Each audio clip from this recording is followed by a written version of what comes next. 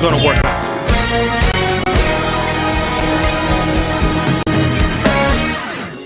What you're going through doesn't compare to the glory within. If you are to suffer, then you are to reign with Him. What can separate me from the love of Jesus? Nothing separates me from Him. And we have a promise that says all things.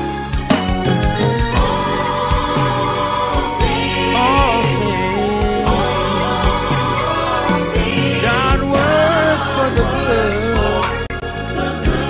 who love Him,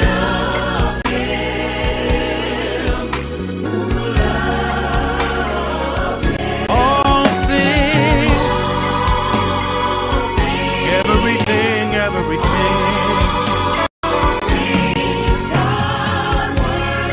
works for the good of them, and you are.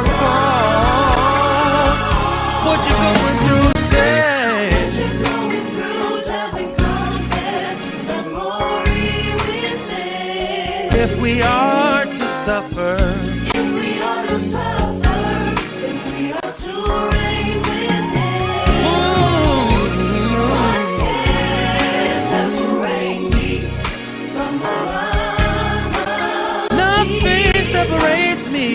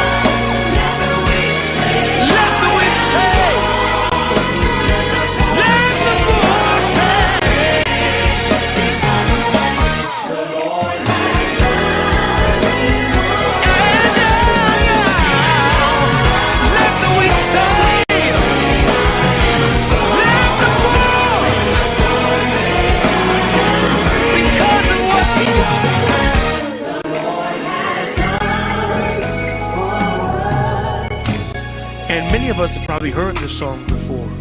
Let the poor say I am rich, let the weak say I am strong. But I always wondered, when will we actually be strong? When will I actually be rich? And I realized that I could go to God's word, and like God can speak some things into existence that aren't as though they were. So it's time to speak some things into your existence. It's time to speak prosperity. It's time to speak happiness. It's time to prophesy victory. Help me sing this. I've got victory. I shall prosper. No longer shall I be bound. God has made me free. I've got victory. I shall prosper. No longer shall I be bound. God has made me free. Come on, let's take it up. Said I've got victory. I shall prosper. No longer shall I be bound. God has made me free.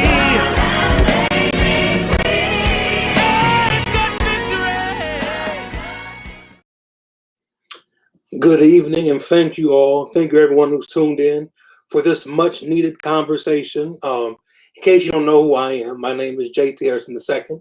I am the lead pastor of the Collide Church in Strongsville, Ohio. Started a church during the pandemic. Who does that? I don't know. Me. I did it, but we're here. A big special thanks and welcome to my dear friends, my second church home in Wilmington, North Carolina.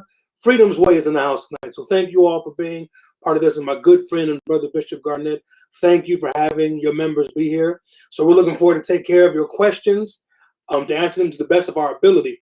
Real quick, why are we here? As I've said before, this might be your first time watching this conversation or seeing me engage this in any form. Why are we here? COVID-19, that's why we're here. We have prayed, the saints prayed, the saints prophesied, the saints spoke in tongues. And I don't say that disparagingly, but what do you do when the answer is no? We believed all 2020 that COVID would just go away, right? It didn't. It's still here. And not only that, it's adversely affecting our communities. I'm in a teaching series right now called Navigating Next After No. What happens when you're trying to move forward in life, move forward in something, and the answer seemingly is no? I think of the people from Thessalonica who, like the Apostle Paul, thought Christ's return was imminent. They thought he was coming like in a few days. So what did they do in hopes of it? They stopped going to work.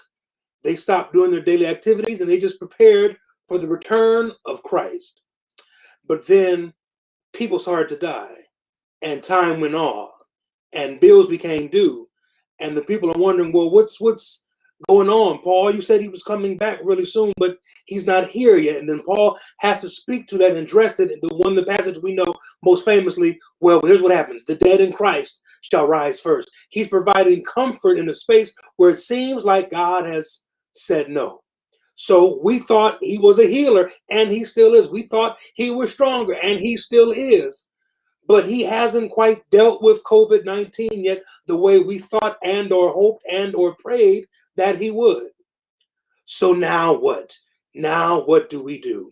This brings us to our conversation, because I want our people, I want you, Freedom's Way, Collide Church, anyone who's watching, I want us to make decisions not based on speculation, not based on rumor or conspiracy theory, but make your decision about how you govern this pandemic, how you govern the vaccine, based on the most accurate data you can have. So we invite you and welcome you tonight to bring your question. This is a question and answer series, town hall forum. So bring your questions, bring the tough questions. We're not running from any questions. We're not running. We ain't scared. All right. So bring all your questions. I'm excited to introduce our panel. So I'll bring them back real quick and we'll get right to it and get your questions rolling even right now. First, we'll bring to the stage my friend Alexandria Rosa. She's a registered nurse with an ICU background, clinical instructor. She does everything. She's a teacher. She's working on her doctorate right now, and she's here to help us and give us perspective on what it's like to be inside the hospital. So, Alex, it's good to have you. Thank you for being here. Thank you so much for having me back again. Next, coming to the stage, my good friend, longtime Baldwin Wallace alumni, Brother Gene Baker. He is Regional Account Director of the U.S. Market Access in Michigan and Indiana. He's from the pharmaceutical company. So you got a question along that, hit him. He knows. And we're going to be honest with you and tell you what we know and or what we may not know. Mm-hmm. Last but not least, another Baldwin Wallace University alumni, Yellow Jackets for Life, my friend and sister, Shanina Knighton. She does it all. She's a KL2 scholar and faculty at Case Western Reserve University. She is a clinical nurse scientist and infection preventionist. So if there's anyone we should talk to on tonight, it is this wonderful woman right here. I'm so glad to have you. Thank you. Thank you.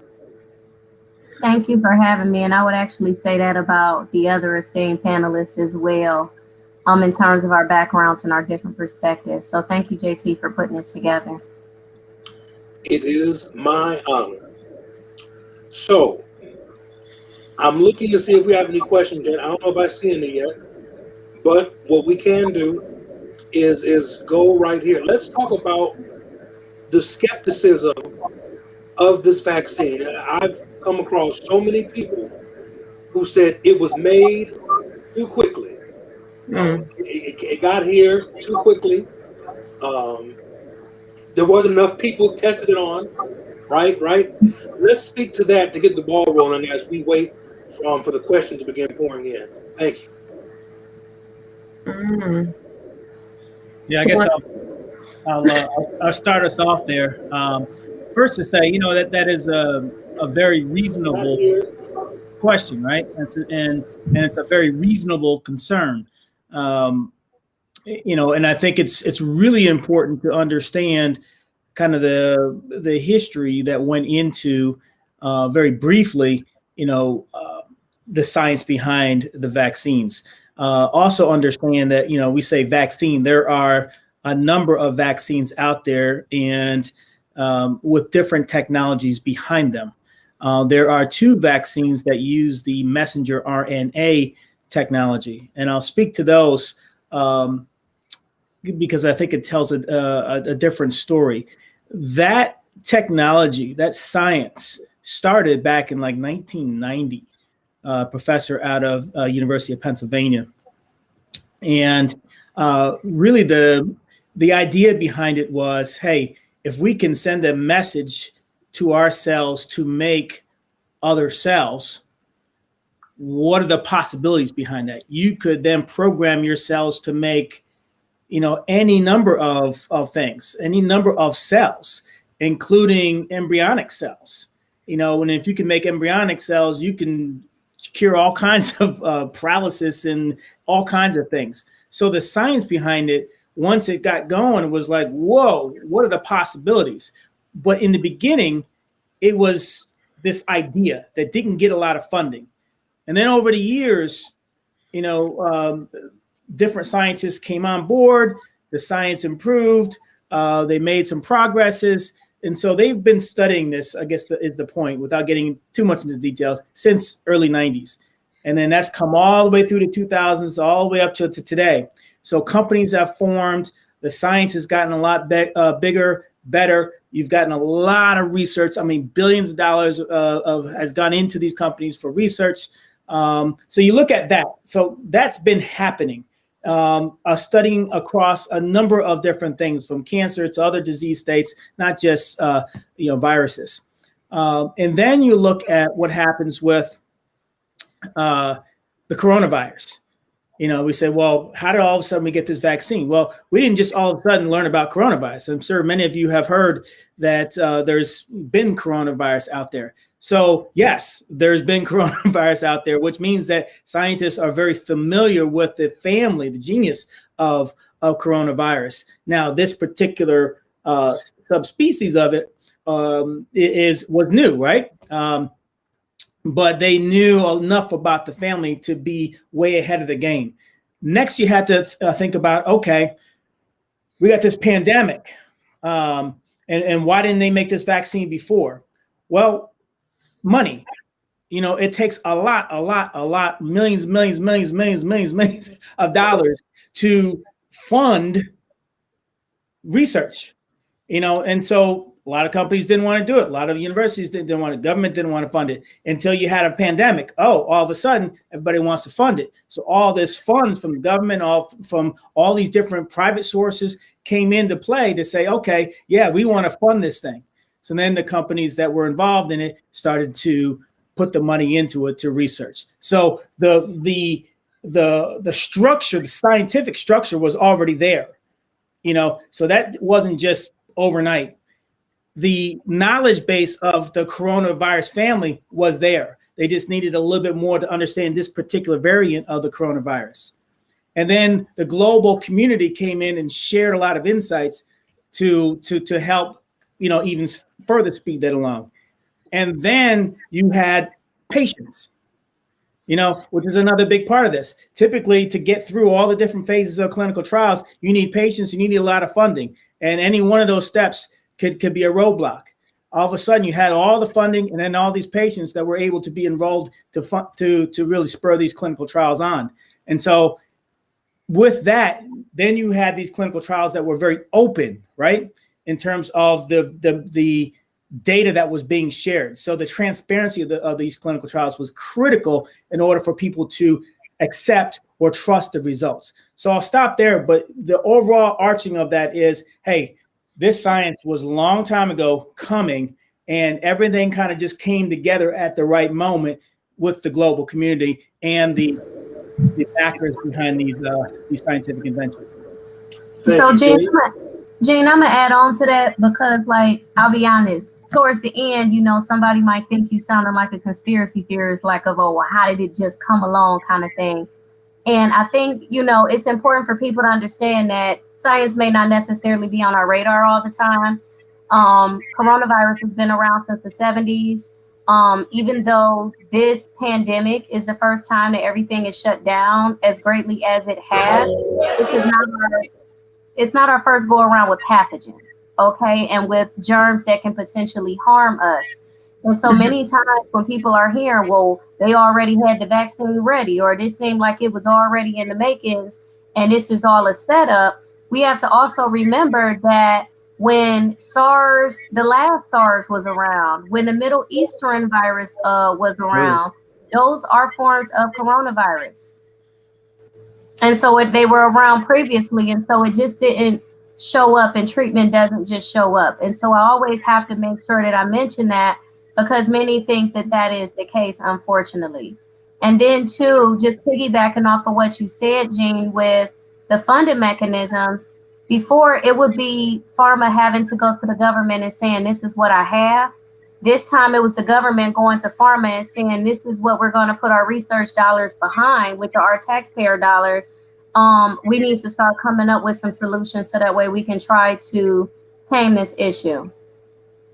Yeah, that's a huge thing. Because I was doing a lot of research, just understanding that, you know, the amount of funding needed is massive. So the fact that the government was able to kind of spur that and back that, along with private backers, really enabled this research. And it's not just these two companies. There's many companies around the world that are studying, you know, vaccination. So huge point. Mm-hmm. We have our first question from Hosea Anderson. What do we know thus far, Baptist, early I know, about the length of the immunity once the second vaccine is taken? I'll jump in. Well, in my point of view, or my opinion on that is, to be 100% honest, like, we don't really know, to be honest, because there's just not enough time. Like, we haven't been able to track this, right, for enough time to know what the long-term effects of the vaccine are going to be, and how our immune systems are going to hold up, and how it's going to be reactive to all of these mutations that are going on. And so, in 100% transparency, we do not know. But what we do know is that if we can get more people vaccinated, and we can cut down on the transmission rate with people washing their hands and social distancing and wearing their masks, the less likely we are to have more mutations and having to deal with all these other external things that are going to be pushing back our timeline with what we already have going on with this emergent situation we have right now, which we don't need all these other mutations, right, adding on top of it. We just need to get vaccinated, you can, and wear your mask, social distance, and just keep doing those things for right now to slow the spread down. Because honestly, we don't know what how long this is going to last. And as far as tracking reactions to the vaccine so far, you know, the CDC has their own app and website that you can go to, and they're keeping track of information. They want you to report it if you're having a legit reaction to it or having some effects from the vaccination. They really don't want you just to go on Facebook and complain about it. Like, we need to track these things in a healthcare type situation, in a setting. So, you know, if you're really having reactions or concerns, you need to check out reliable scientific websites and resources to get your information and to report. And as far as I saw another question about why do we need to get a second vaccination? Why only one and done? And it's like a lot of our other vaccines, right? We have to get boosters every so often because our immune system kind of drops after a while. So you do need to get that second dose. So you get, with a lot of the ones that are out right now, you have to get your first dose, which introduces your body and gets those antibodies start to work. And then you need to get that second dose to really make sure that your body's going to keep producing those antibodies. So it's just important to stay up to date with those, just like all of our regular booster shots and immunizations that we get. Same thing with this. So the other piece of it that I want to add on to, with the question about immunity, I think realistically we all have to think about the timeline here of when COVID-19 was first announced. And like, let's be realistic, like the cases in Seattle or in Washington, the state of Washington, was around the end of February.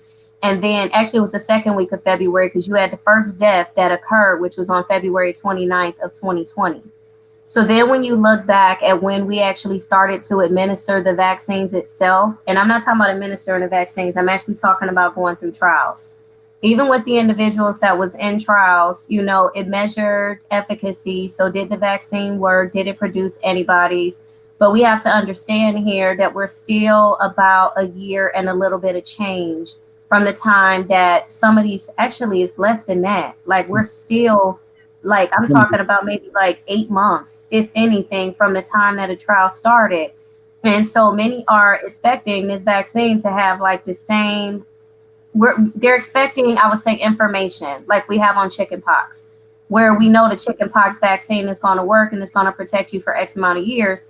And truthfully, we just don't have that information right now. It is promising in terms of, like, you know, there are certain vaccines, which are Pfizer, the BioNTech, and the Moderna, which is said to protect for up to 2 to 3 years. But we honestly don't know if this vaccine is going to be something that's going to be annual, like the flu shot.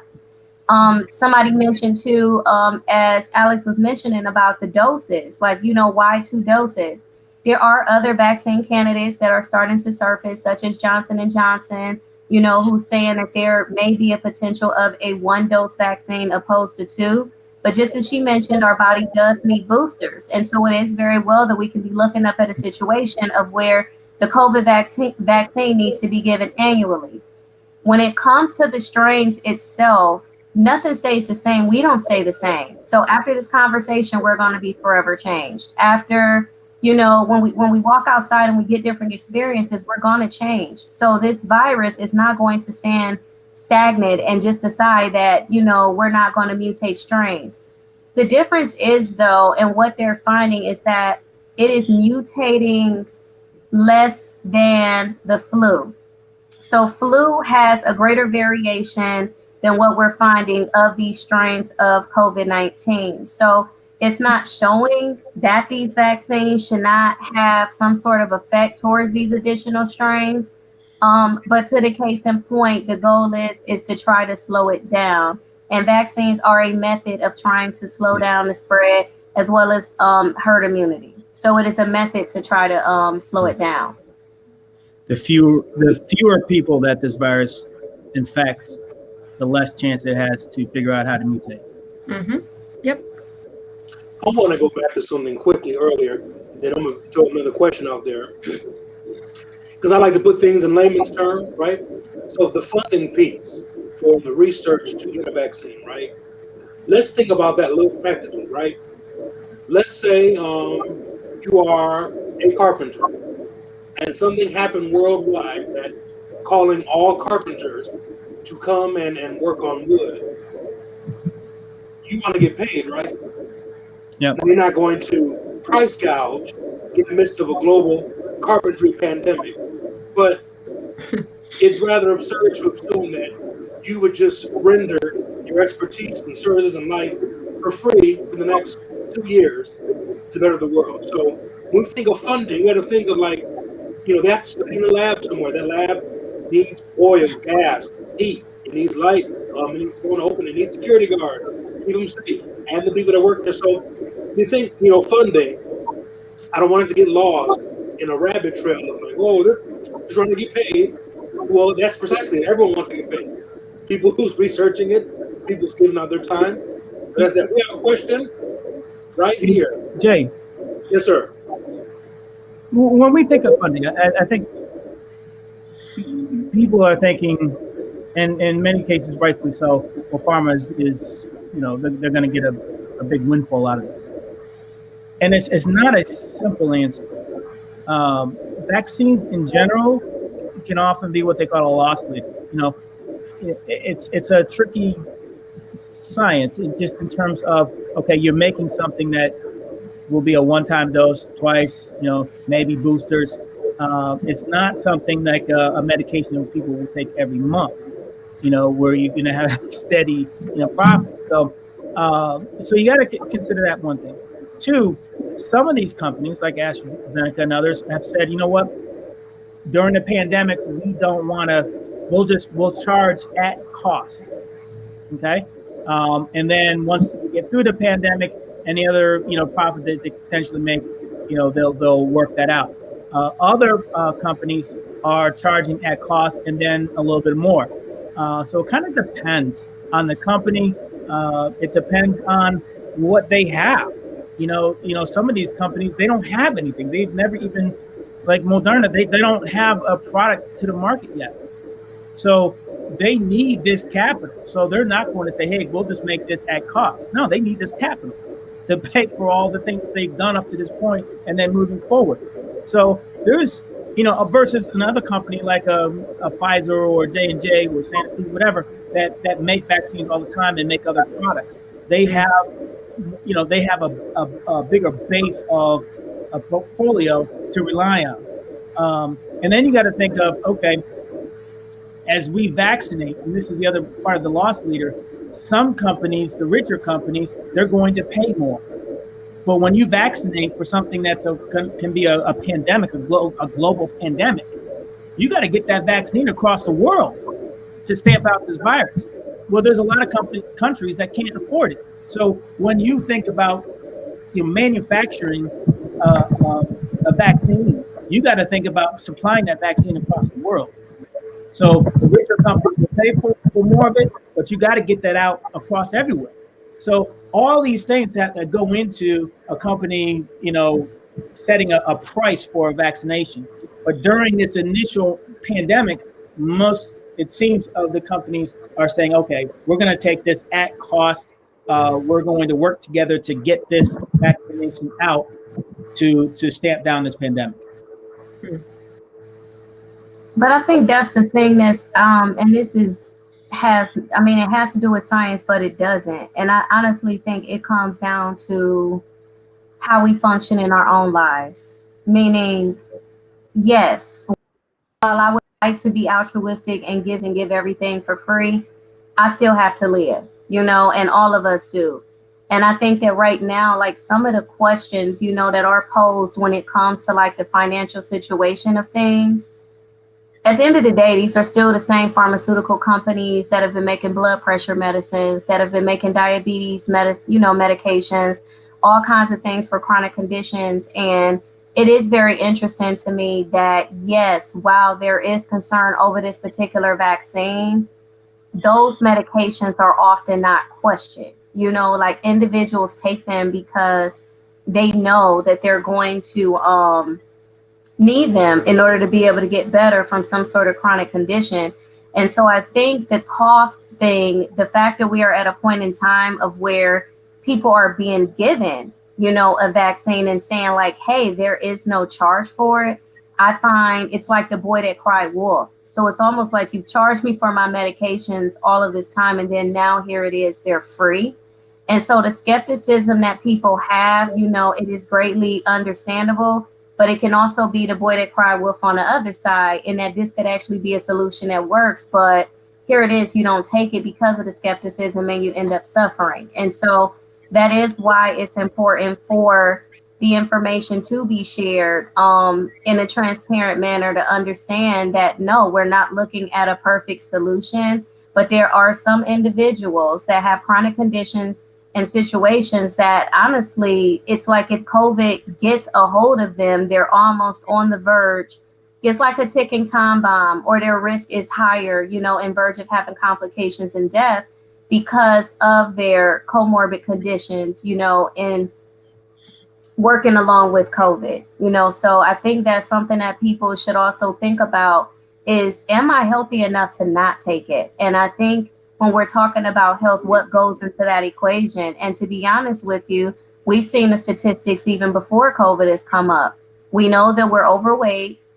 We know that the majority of Americans have multiple chronic conditions. We have a lot of things that just honestly don't make us as healthy as other countries. There's food ingredients that are banned in other countries that are not banned here, and that are also contributing. I'm not going to say that can be contributing, but are also contributing to our problems. And so I really think that as we're investigating, let's say, ingredients and ways of trying to say maybe this isn't a good fit for me, is we really have to think about what are we doing for ourselves and hold ourselves accountable, you know, for our own health, and not just thinking about this vaccine as being that mighty moment of where we want to be accountable and in charge of our health. Thank you for that. So I'm excited to announce, guys, we had a special guest here. I met Dr. Deborah Fair-Holden a couple of weeks ago. We were on live. She was doing her thing. I was all in. I was leading the charge with questions. We connected afterwards, and I said, "Sis, if you could please come on and be another voice." And she's here, and I'm just like, oh my goodness. She is the Associate Dean for Public Health, Integration and Director of the Flint Center for Health Equity Solutions, funded by the National Institute on Minority Health and Health Disparities. Major person in the room. I mean, we're all major. So we just got majorer, right? So this is Dr. Deborah Fair-Holden. Thank you for being here. Thank you. Thanks. I'm going to catch up just by listening. I'm going to catch up on the conversation. I just ended another talk, so I wouldn't resist the chance to join. I really appreciate the work that everybody's doing to be trusted, credible messengers in this season. So, yeah. Thank you. We're going to get to it. We got another question. Well, you can I tack on to the last comments, just in terms of our own health. I was speaking to someone the other day about COVID and what was going on, and what should we be worried about? And I said, well, one thing you got to understand as well is, as African Americans, just in Michigan, we're about 15% of the population, but we're 40% of the you know. So if you're worried about some conspiracy to stamp out the African American community, what's going on right now? And then, so it's almost like our community got hit by an earthquake, and the tsunami is about to come. Because now you got an even more virulent or easily transmittable, virus on the horizon and being spread.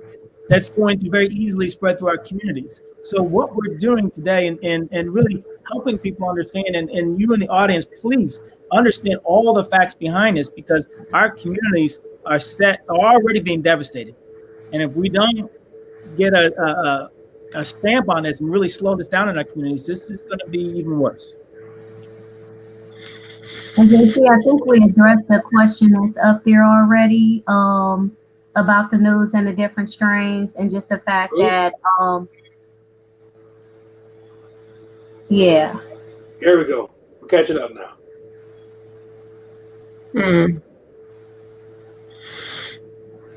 Yeah, I think we alluded to this one too. Right, we just touched it, honestly. Well, sis, Audrey White, if you feel we answered your question, if we did not, hit us back. We'll do it again. We'll keep moving. This one comes from Torianne Hart. Has a vaccine ever been produced this quickly?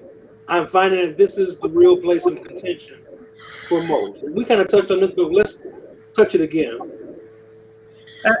Can we hit that last question? Just, there's a part of that I think that we might be missing. Because I have heard this in the community, where people that have or immune disorders, they're concerned about, should I take a vaccine? So can we address that a little bit? Are there certain populations that should have specific conversations with their clinician, with their doctor, or that should not take a vaccine?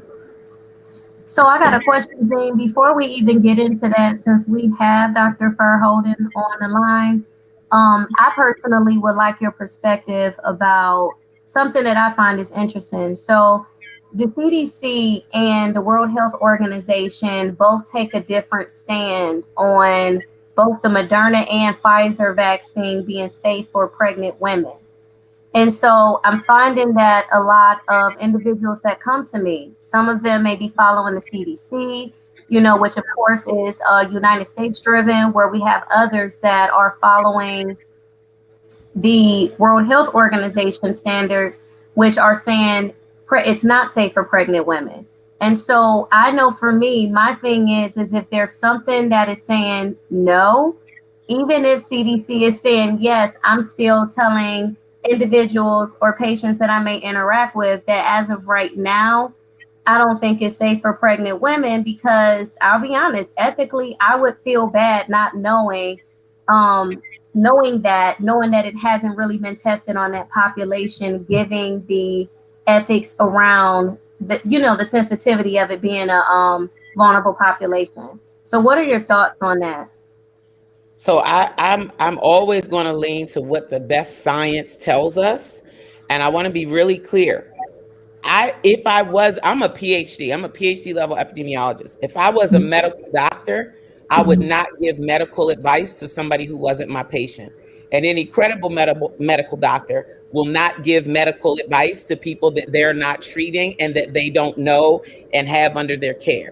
What we can give is good medical information. This is a timely question for me because I just found out about a month ago that I'm going to be a grandmother. I have a 23. I know, right? I have a 23-year-old daughter who is just finishing her first trimester of pregnancy. So we're literally dealing with this issue at a place that hits so close to home for me. Mm-hmm. My baby, my firstborn, is about to have a baby. So I got a lot of dog in the fight on, is this thing safe for pregnant women, and getting good information. Yeah. So what I know is this.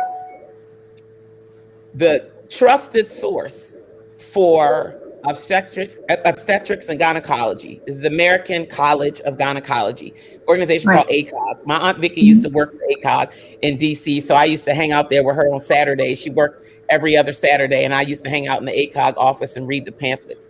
ACOG has said it is safe for pregnant and lactating women, and that they recommend that when women who are pregnant or lactating, when their priority group comes up, that they be offered the opportunity to get the vaccine. Okay, so that's what that's Pfizer?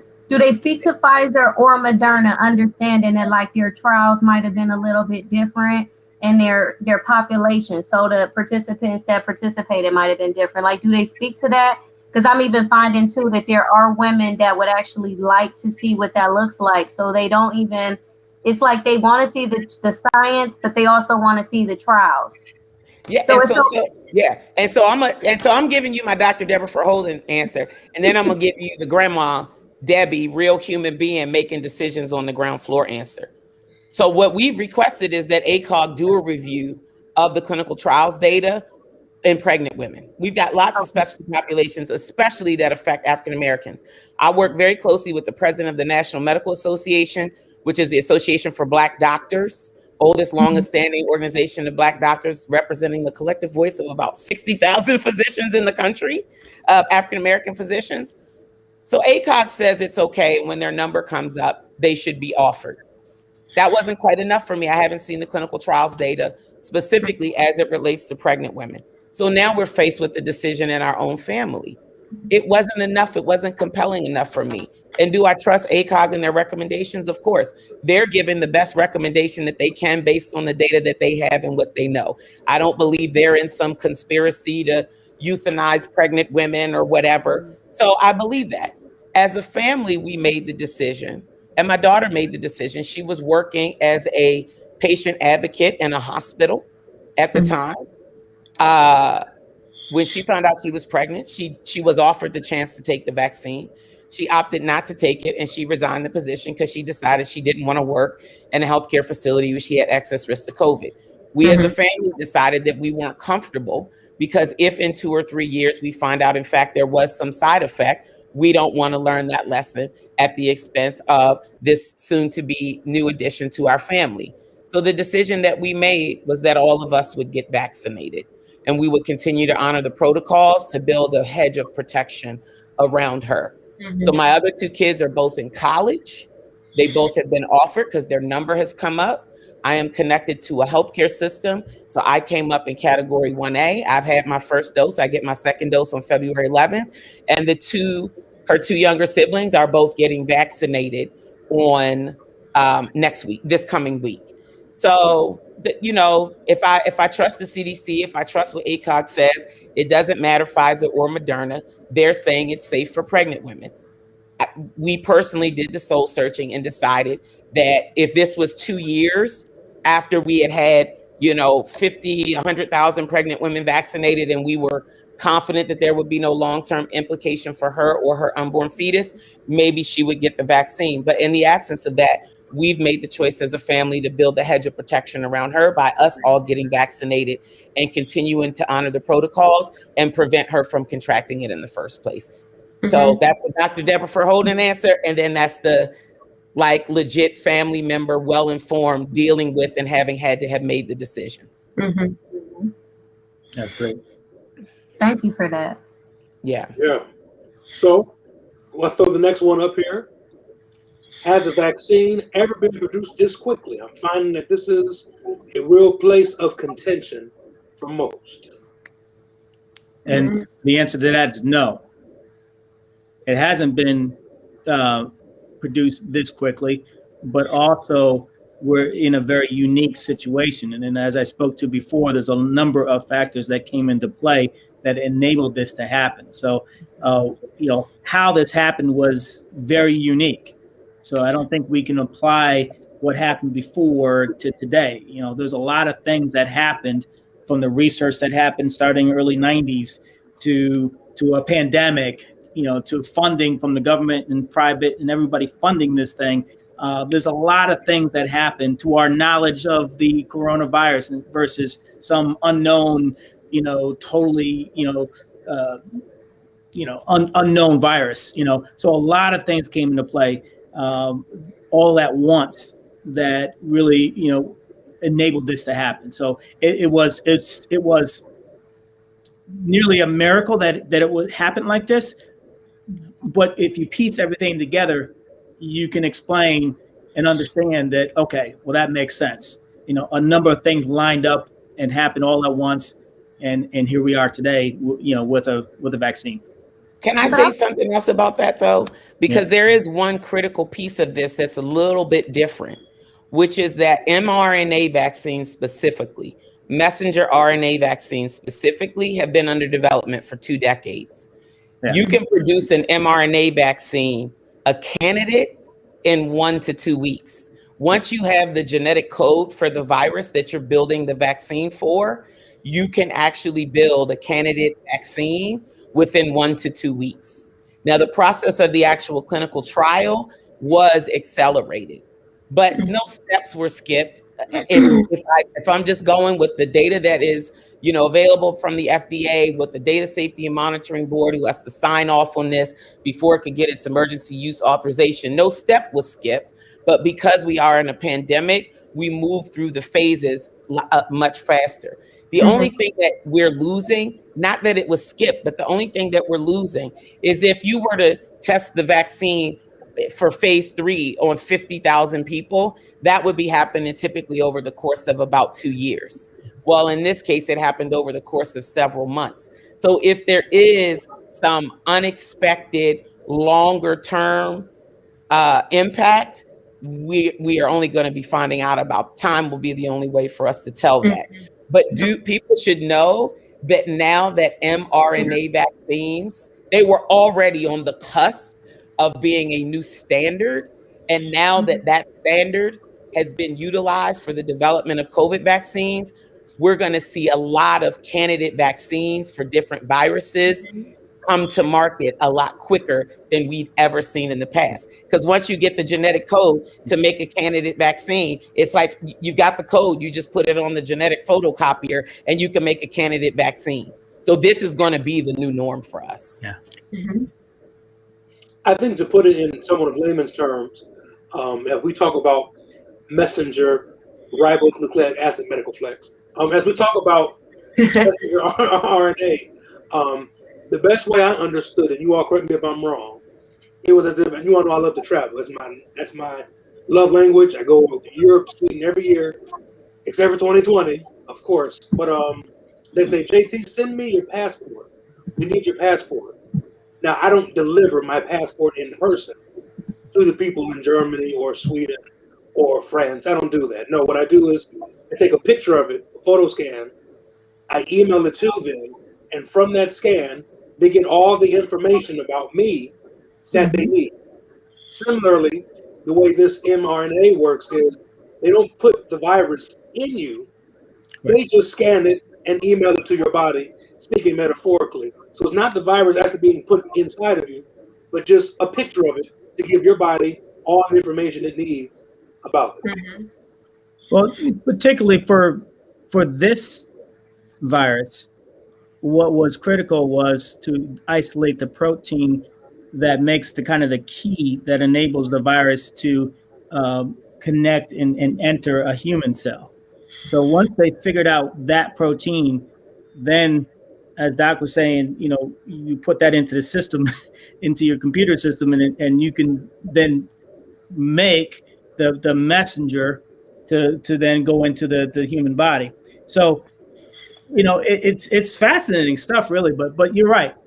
Once you figure out what you're trying to replicate, put that into the system, and then make your vaccine.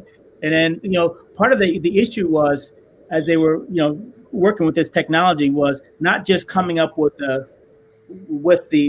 messenger, right? The blueprint for the human cell. It was, how do you protect that message, for the human body not to break it down before it gets into the cell and tells the cell what to make. So that took a long time to figure that out. And that's the difference in the two storage systems. One is wrapped in a big fat bubble that, if left out too long, it's unstable. So to keep it stable, it has to be stored at this really, really cold temperature. And if it's thawed out, it will become unstable. And then the thing that we're getting injected in, it's like it's the ride, right? If you got to get somewhere and it's far, you got to go through a whole lot of rigmarole to get there, you'd rather be in a nice big SUV. It's the SUV that carries the virus to the spike protein to the cell. And if you can't get it there, if the car breaks down, well, then you're just stuck in the car in the middle of nowhere. And that is what would happen to the vaccine that you get injected with if it wasn't properly stored. The ride that it needs to get to the cell would break down, and the thing that you need would never make it to where it needs to go. And eventually your body would just clear it, treat it like trash and clear it. Yeah. And then too, just really quick, I just want to remind people that it's not the same technology, but the H1N1 vaccine had to undergo rapid production, during that time because of what it is that it was doing. So it might not be the same exact process in terms of us getting it out as rapidly. I understand too, like insurance back then, money, the factors of money. So a lot of things were different. But that was still something that once that arrived as being a pandemic, that there was still a mass development and a mass production of it to be able to get it out to individuals, even if it isn't the same technology. And so I just want to say that, because I know that there's this, we haven't had a vaccine developed this fast. Maybe not with the mRNA, but we have done this process in the past. And it was just about 10 or 11 years ago, when we were facing the H1N1 pandemic. We have another question. Should we now be wearing 2 masks as suggested by some TV stations? Doubling up. I could answer this. I wouldn't take advice on my daughter's delivery from my auto mechanic. So just because the news station said it, I don't. There's doing the most, and then there's doing the least. So people that are walking around without a mask on are doing the least, and the people that are walking around with 2-3 masks on, N95, 2 filters in it, they're doing the most. And I don't know if you've ever had even your mask on for a long period of time. I have such empathy for people that work in the big box stores and physicians. I inhaled my own breath for about an hour in a big box store, and I was over me. I'm like, I would never kiss me if this is what I had to kiss. So I give people the very basic, the match test. The match test. You put your mask on, you light a match, and you hold it 6 inches in front of your face. If you can blow that match out, you've got too much air coming through and potentially too much air coming in that the mask might not be a sufficient layer of protection. If you cannot blow the match out 6 inches in front of you, your mask is fine. We don't need to do the most. We don't need to do the least. If we encourage people to do the most, all we're going to do is mess up compliance. It's going to be too much for people to adhere to, or it's going to be too cumbersome. So I really encourage people. It's simple. It's fun. Everybody in the family, put your mask on and do a family round of the match test. You'll even find a bandana, if you double it over, will pass the match test. A bandana, if you have it single layered, will not. Right. So that's my recommendation. Right, and I'm just gonna add on to that, but it's more so from the infection prevention piece, because that is my expertise, and it does matter depending on the number of layers that you have on. But I always bring this up: if you are not handling your mask correctly, meaning washing your hands before, cleaning your hands afterwards, being conscious of the things that come in contact with your mask, where you're sitting them down at, then you may attribute getting COVID-19 to having on too many layers or not enough layers, but it very well can just come down to you not wearing it correctly or not handling it correctly. And so I oftentimes bring that up as well. There are recommendations in regards to the materials that your mask should be made of, if they are cloth. I know, like they say, like the kitchen towel material, is one of the best that are out there to be able to filter out or, any kind of droplets.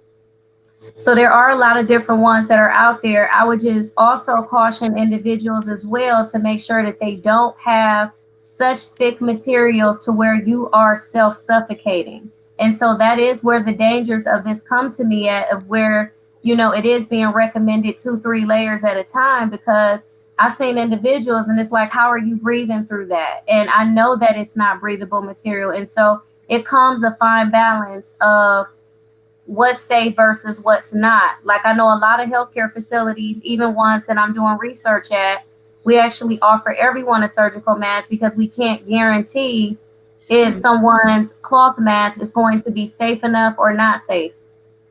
So. Yeah. Wow, this is so good information. I want to let everyone know you can still bring your questions. I'm going to pause real quick to do this. We have a couple of giveaways we want to do. And not going to take a lot of time to do this because I want to honor the time of our panel. But we have here, it says size large glide shirt t-shirts. This goes to the person who is tuning in from the farthest. So we want to know who's tuning in. We're in Cleveland, Ohio. So let's base it on Cleveland. So who's the farthest from Cleveland, Ohio? All right. Second one we want to do, we have a Pan-African colored shirt by Hush and Do. That's my line in my book, Shameless Plug. And since Black History Month begins tomorrow, what I want to know, whoever can first answer, Dr. George Washington Carver made a feast studying this plant and all the juices. What is that? Please let us know in the comments. And whoever wants a Black Lives Matter shirt, you can have it. Just let me know. All right, back to COVID. AJ said he's on the east side. No, it's so farther than that, for sure. I always want to ask this question and bring this light to the room. Alex, you being a registered nurse and being in the ICU, what are you seeing? Because people always say, and we do this question a lot, but it's a 99% recovery rate, right? But what are you seeing in the rooms? And I know Dr. Knight, and you can speak to this as well. I mean, everyone can. What are you seeing that you want to push back on people who don't take it as seriously because the majority recover? I think saying recover is different for everybody. Everybody considers recovery different. And I think to a lot of people, recovery just looks like you get sick for a week or a couple days, and then the next day you're right back at it, going to work, you're 100% or back to where you were. And the reality is, for most people that I have been in contact with and that I know personally and have seen at work, it does not happen like that at all. The long-term effects in the recovery process, I mean, I feel like so many people are still recovering. Like, people that have just gone back to be 100% or where they were before, it's not there. There's just so many lingering effects, if it's like a respiratory breathing, or if it's brain fogginess, or if it's like the lethargy, and you just can't get yourself back to where you were before. And a lot of it is a lot of emotional issues that people are having. And even sometimes I think there's like a stigma associated with saying, oh, I've got COVID, or, I tested positive, and people are afraid to admit that or want to go get a test and are kind of living in a denial type bubble and are doing more harm to others. And it's real. I've seen so many patients in the hospital that they're relatively young, they're late 20s and 30s, and they're on ventilators and they're on dialysis, and that's not the norm. And it's not the norm to have 5 or 6 patients in an ICU that are all intubated, that today's the day that we've decided they're not going to get better and we're going to take their breathing tube out and they're all going to die in the same day within hours of each other. Like, that's not the reality. That's not the norm of what happens in an ICU, but that's becoming the norm now because of COVID. And it's just to all of us, like we've been saying this whole time and how we said last time, it's up to all of us. We have to do what we know we need to do. We need to wear a mask. We need to socially distance. We need to try to get our vaccine if we can, and to protect others. Just like Dr. Holden was saying, we have to protect others around us if they're not able to. We have to look out all for each other. And it's very serious, and it's serious on the patients, and it's serious for the healthcare workers, and the emotional stress and the stress that you already have from your family that you're bringing into the hospital, right? Because even though we're all healthcare workers, we're all still moms, dads, grandmas, grandpas. We are normal people, and we have our own life situations, and then we're having to deal with that, and then deal with all the emotions of doing our work of care, right? Of caring for others that are there in the hospital. And it's very emotionally draining. And that's a whole nother subset of issues and lingering effects that are happening because of this pandemic. And Alex, you bring it up so greatly, because I actually have experienced that personally and have even had that with friends, that are nurses, to where we work in healthcare, taking care of other people, during this time. And the minute that your loved ones get sick, you can't even go in and be with them and can't even take care of them. And you know how strained the healthcare system is right now. And I think that's been like the message that I've been trying to articulate to so many, is that it's, oh, well, why we got these lockdowns and why we have to do this. And it's such selfishness.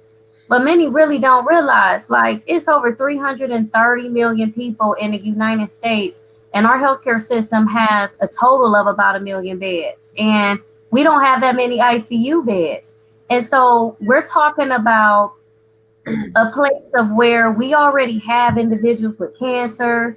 There's the surgical population. I can go on and on and on about how many chronic conditions and the capacity that those beds were already filled prior to COVID. So then you add COVID on top of that, and you say to yourself, whether it's COVID related or not, can you get the adequate care that you need if you all are straining the healthcare system? And I think that is the message that I'm constantly trying to preach to others, when it's, oh, well, why we got to do this and why we got to do that. And it's just this collective thing of, if you need the healthcare system, can you adequately get the care that you need? It's like you want people to think about you in which the way that you would want them to think about you if you needed to get care. And I think that is the thing that is often missing, is we forget that our system is strained. We're forgetting that these are human beings, as Alex alluded to, are taking care of other people. And I'm telling you, it has been so stressful and just painful to just watch care being given, or, knowing that here it is, you need to be there with your loved ones. And so that is what I want to stress to people, is that when you're thinking about this vaccine, and Dr. Holden mentioned it when she said we ended up getting vaccinated to protect her, because this is what we know. This is what we don't know right now, when it's a decision that we made for our family, is individuals thinking about who depends on me. So who depends on you, and who do you depend on, and how does that change your viewpoint as to whether or not you should get vaccinated? Like, you have to weigh if the risk is bigger than the reward, or vice versa, but not just for yourself and for your health, but it's for those that are around you. Because there are a lot of individuals, and when we talk about minority communities, we have like those multi-generational households. So it's the small kids that's living there that's, you know, potentially can go back to school and transfer at home. And maybe mom, middle age, can make it, but maybe grandma or grandpa that live there won't. And so how do you protect your family unit? Because it's not just about you as an individual. And I think that is what we need to think about collectively. Dr. Knighton, can I just add something to that?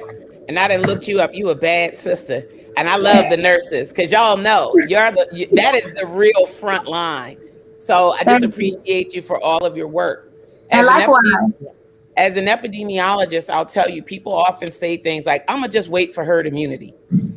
And it kind of breaks my heart a little bit, because people got the concept of herd immunity a little off. And I fully understand where that comes from. But I want to just say a couple of comments related to what you said. The idea and the goal of herd immunity is not that people develop immunity through infection. That's not the goal, because that's not the goal of public health. And you can't get to herd immunity by having some significant proportion of the population, it varies by disease, who has immunity. And you get immunity either through vaccination or through natural infection and recovery. Notice I said and recovery, because what happens to the people who don't recover and they die, well, then our denominator changes. And that is not the goal. Public health's goal is to not have people die. The goal with herd immunity is to prevent people from getting sick in the first place. That's number one.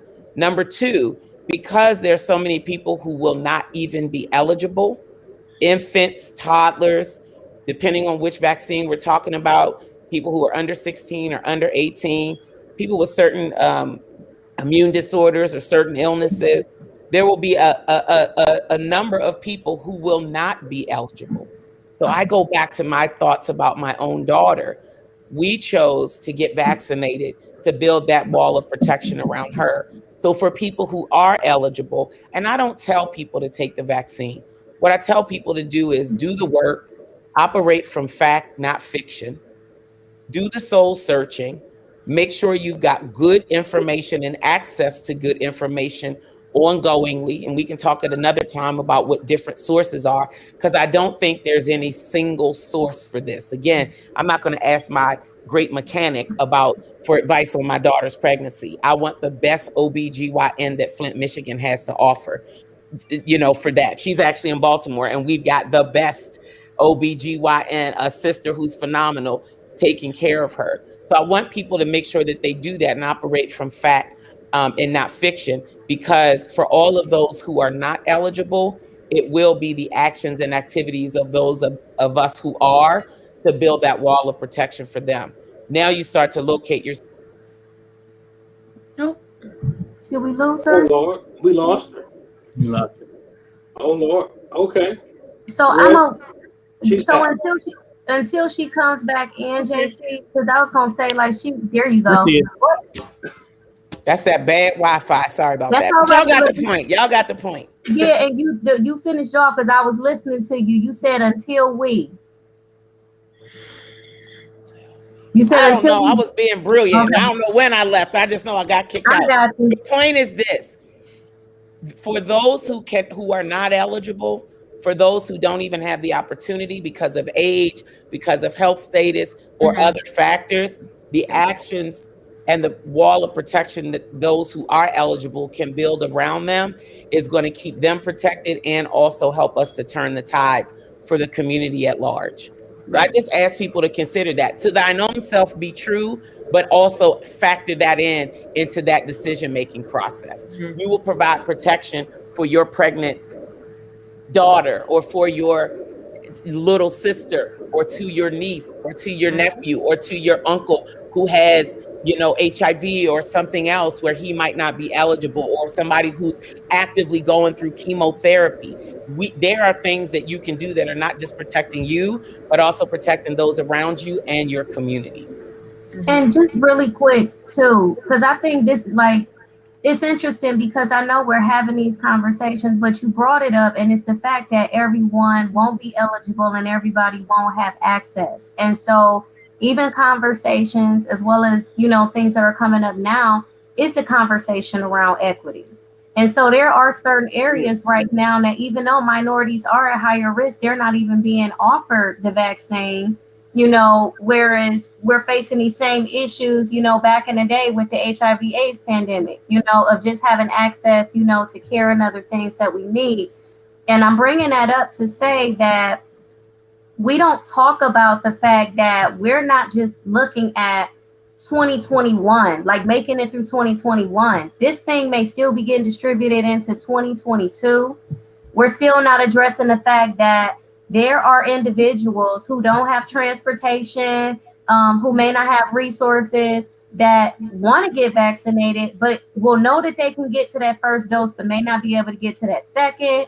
There's individuals, which will be a catastrophe, by the way. Exactly. And if it you is don't already get that second dose in the right time window, it's the effectiveness goes all the way down, and you basically would have to start over. It's zero.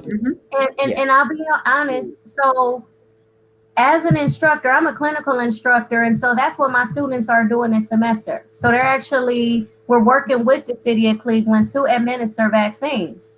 And so that is my number one concern that I have right now is as you're giving, because we're actually moving into the 1B group right now. So before it was like the 80 and up. And so just to think that literally when you're talking to these individuals and your mind as a nurse is saying, how can I get this man here, within that 21 to 28 day window to be able to get this vaccine, get this second dose. And so I just want to bring that up to individuals because oftentimes we don't check our privilege.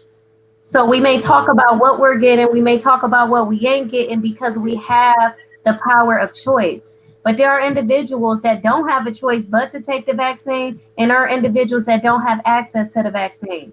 And so I just encourage us to think about what those barriers are. And instead of thinking about what it is we have access to and the ability of choice, how can we provide that choice as well as access to others? And I think that that's something, that many people tend to ignore. And so if we think about that from that perspective, and we alluded to it even within our circles of our family, who is around you in terms of your neighbors that that they can't get to where they need to get to, get down to go get the vaccine. So I have a 93-year-old neighbor next door. Are you going to go get vaccinated? If so, how are you going to get there transportation wise? I need to check on you when you get it. So make sure you call me so I can make sure you don't have any symptoms, or anything that I need to check on you about.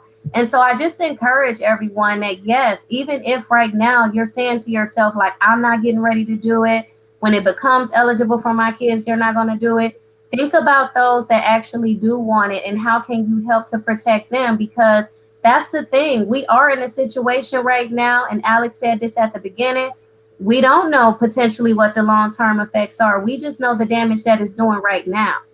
So if we know the damage that it's doing right now, how can we start to mitigate some of that damage? And so if sometimes you can't be that voice to say, I'm going to go get it, and you be an advocate for it, then the best thing is to just, what they say, if you ain't got nothing good to say, then don't say nothing at all. I know that that's what my parents used to say. I oftentimes am conscious about what it is I'm saying because I realize that decision, whether I am qualified or not, carries a lot of weight for an individual that may not have any access to healthcare, that don't know the difference between a PhD and an MD. So I just encourage us to just kind of think about that. And I'm not just talking about the panel, but I'm talking about, even our listeners today as we're thinking about our decisions and what we're going to make in regards to taking it and encouraging others around us. Yeah, that's so good. And it makes me think of a bit of, and then we'll wrap up because we're at past 6 now. A bit of social responsibility, right? Now, what I'm going to say, this is not to condemn church or anything, but again, this whole premise of we prayed and we fasted and we believed and we COVID, I'll blow on you. And he's still here. And so, in the faith perspective, I've always wondered, well, God, if God says seemingly no to something else, it's because more than likely He wants to promote something else. So, the point that Dr. Knighton made about her next door neighbor is 93 years old. For years, I would leave my house here in Strongsville, Ohio, and drive 40 miles, 40 minutes, 45 minutes, even an hour sometimes, to go have church and share Jesus with people far away. Meanwhile, don't even know my next door neighbor's name, right? So what if part of this, or here's another example, you go to a church when we could, right? Parking lots are full of cars, but the fact that a church has a church van, what's the church van for? To go pick people up to church. There's a parking lot full of cars, but the church has to get a van. Why aren't we taking up the mantle of responsibility? Hey, I'm going to pick you up. I'm going to do this, right?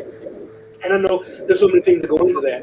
But what if, in the big picture, that maybe he said no to COVID because he wants us to get back to a place of where we lovingly care for another, as we aspire to in the New Testament church. That's what they did. What if he's pushing us to get back to the place of being selfless, to looking out for your neighbor, to leaving the corners of your field unharvested so that someone can eat? Huh? So I'm not just, I had to throw that in there because that kind of served my soul. Yeah.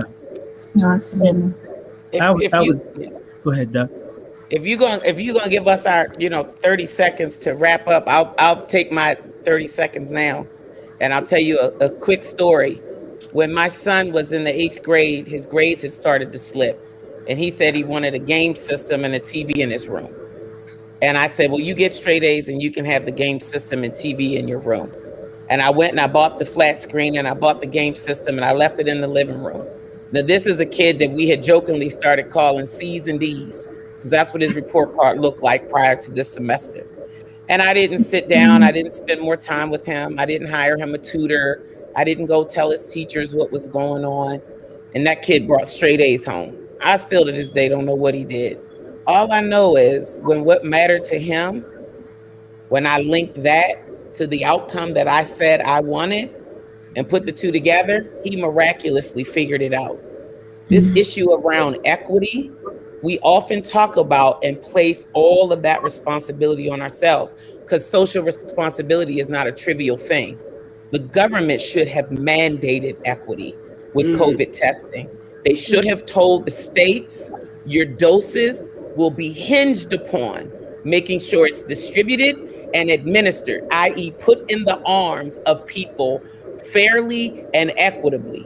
And all these issues around transportation and all of the barriers people face, if states did not hit the equity marker and as a result they got less doses, just like my son, I bet you they would have figured it out. We missed the mark from a policy perspective.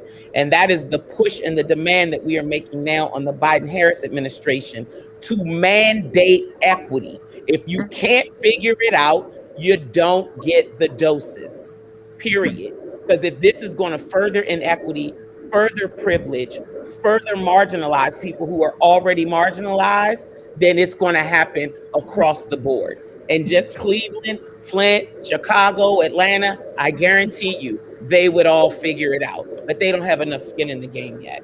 So that's what I'm pushing for, a mandate for equity. We won't tell the states how to do it. We'll just attach those doses to the thing to the outcome that we want. Yeah. I think from my perspective, the reason why I'm even participating in things like this is I think that we do have a social responsibility.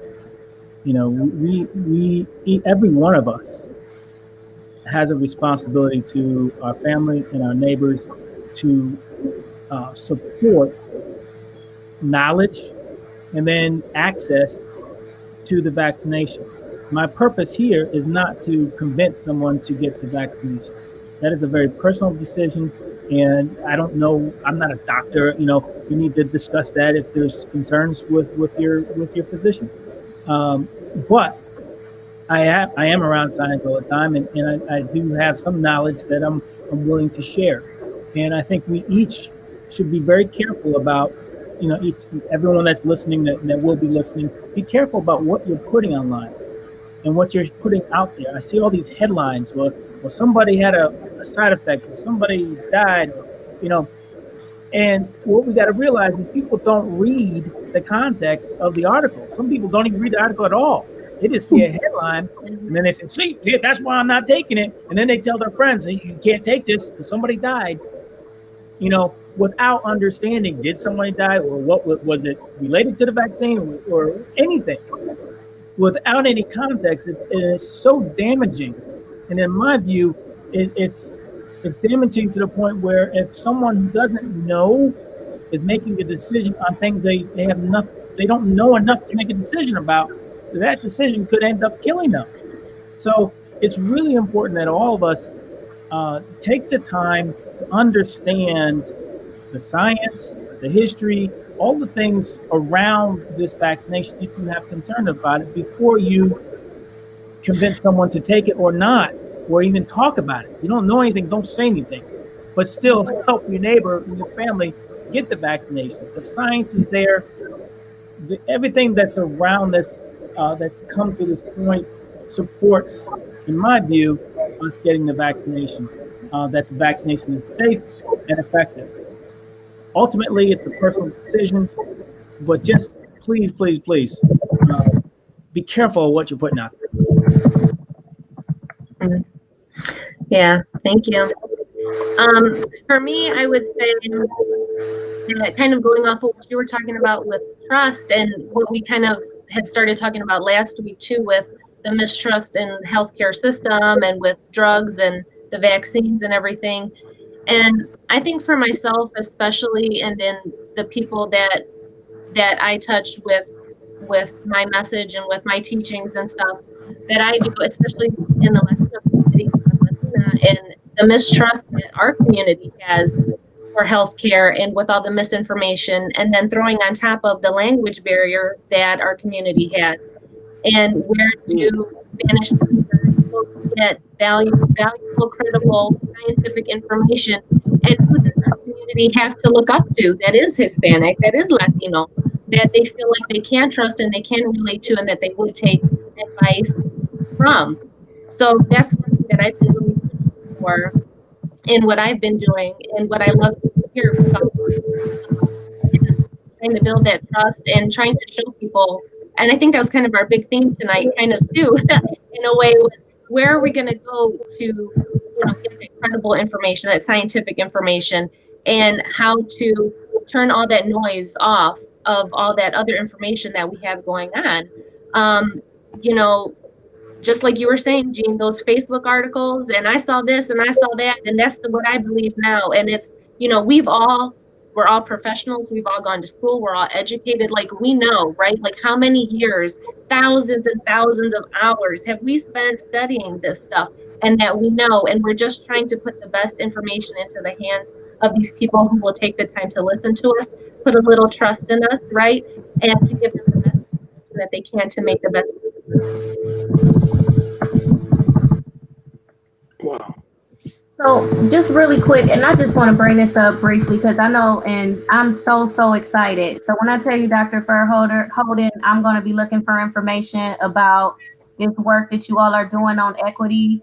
And trust me, I'm telling you, if you have one of those cell phone calls, okay, with the powers to be, one of the things that continues to come up is there are individuals that want to get vaccinated, okay, and they want to get, of course, the Pfizer or Moderna, because those are the ones that are being offered in Ohio right now. So we don't have the option of just the one dose right now. I have seen individuals that have literally been threatened to be fired as a result of not getting the vaccines, and their employers have told them to take the vaccine, whereas they are still unsure about whether or not they want it. These individuals that are saying that they are unsure are in a situation where they might not have paid time off. So they don't have money in their sick leave banks. They don't have resources saved up. And so the thing is they are essential workers, want to take the vaccine so that way they can have a level of protection, But know that if they take the vaccine and they end up getting sick, even if it's just for a couple of days, they don't have the time off allotted by their employers. And so then they got to run the risk of losing their job by trying to take a vaccine. So the thing is, and I guess I'm bringing this up because I don't have an answer for it. But when she brings up equity, it goes back to our conversation of just making sure that we are aware that when somebody say, no, I'm not taking it, it may be a lot more complicated for them than just saying that they're not taking it. That may be beyond our understanding or what they're willing to share too. I've been crying this out. The myth is that it's all about misinformation. That's a myth. I know because I've been talking to and surveying frontline workers. That is the majority case for many of them. Yes. And then the ones that did go, and most people in my experience are doing pretty good after the first dose.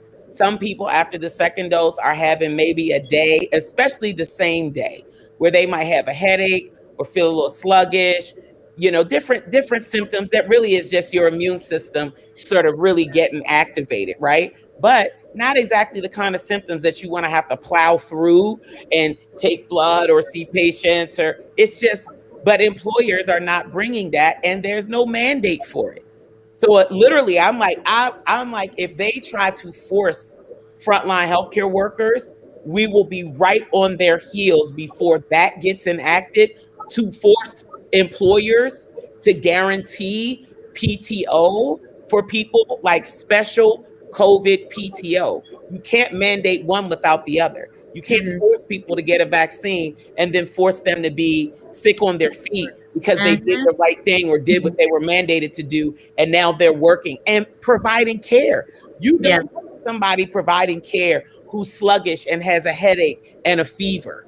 That's crazy talk. But you're right. The myth is it's all misinformation. Some people have seen what happened and validly chose no or said no for now. And we need to respect and honor that too. Wow.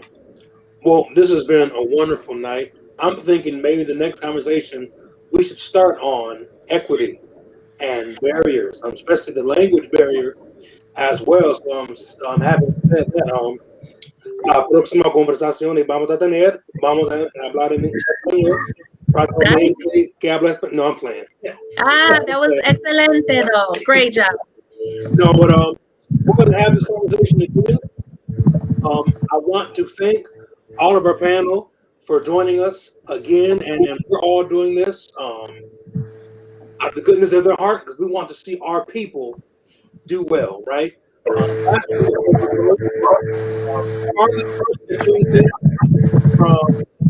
Urchin Sweden, we'll be sending you a shirt. She tuned all the way in from northern Sweden. I think it was Hosea Anderson that got the question right about George Washington Carver. It was the peanut. And my last question would be, I want someone to name me as we wrap up or send me the message, the African-American doctor who's credited having the first open heart surgery. Let me know that, and we will send you this T-shirt. Again, thank you to everyone who tuned in again to my wonderful panel, Dr. Shanina, Dr. Holden, Dr. Alex, because you're about to be Dicky Baker, my man, and I'm, of course, yours truly, J.T. Harrison, the lead pastor of the Collide Church. We thank you so much. You all have a wonderful, wonderful evening, and we'll get back to you. We'll get on it really soon, all right? Thank you. All right, you have a good night.